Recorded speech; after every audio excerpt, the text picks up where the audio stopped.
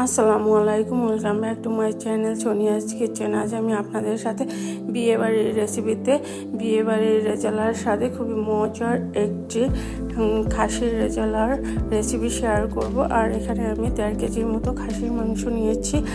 আর এখন এটার রেসিপি আপনাদের সাথে শেয়ার করতেছি। এখানে আমি 1 কাপ তেলের মধ্যে 3টার মতো দারচিনি দিয়েছি, 3-4টা এলাচ দিয়েছি, একটা বড় এলাচ দিয়েছি, আর 4-5-6টার মতো ছোট এলাচ দিয়েছি। এখানে আমি লবঙ্গ দিয়েছি 8-10টার মতো।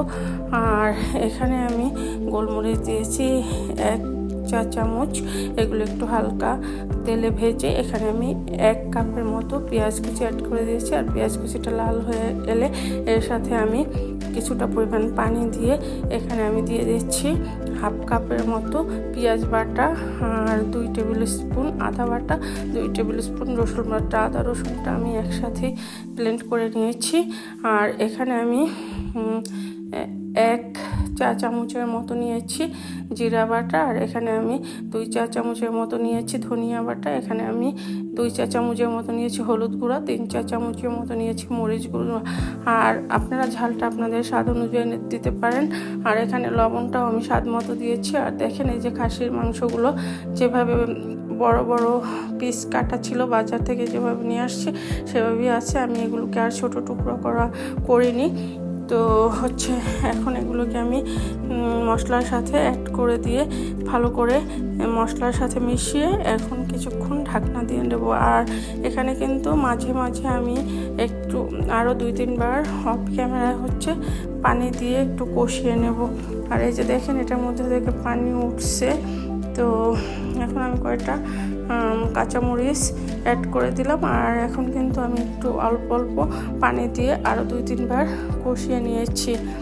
আর এখন এই যে দেখেন এখন আমি এটার সাথে এই যে 1.5 কাপের মতো লিকুইড দুধ, গরুর দুধ আগে থেকে জাল করা। আপনারা এখানে পাউডার মিল্কটাও 2-3 টেবিল চামচের মতো 1.5 কাপ পানির সাথে গুলে দিতে পারেন, কোনো সমস্যা নেই।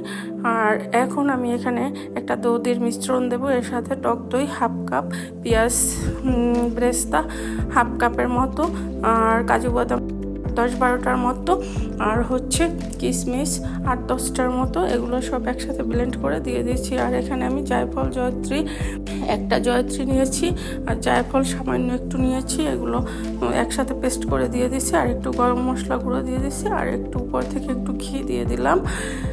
আর এখন একটু নেড়েচেড়ে এর মধ্যে দিয়ে দেব আলু বোখরা 6-7টার মতো। আর এখানে আমি কিছু কিশমিশ দিয়ে দিচ্ছি। আপনারা আপনাদের পরিমাণ অনুযায়ী দিতে পারেন, আর স্কিপ করলেও কোনো সমস্যা নেই। আর এখন একটু কেওড়া জল দিয়ে দিচ্ছি, এটাতে একটু শাহি ফ্লেভারটা আসবে, এটা দেওয়ার চেষ্টা করবেন। আর এই যে দেখেন এখন মাখো মাখো হয়ে আসছে ঝোলটা, আর উপর থেকে তেল বের হয়ে আসছে। আর এই যে আমাদের রান্নাটা একদম ডান।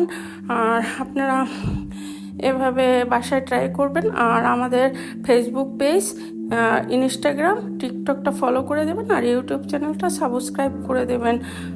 Thank you for watching my video.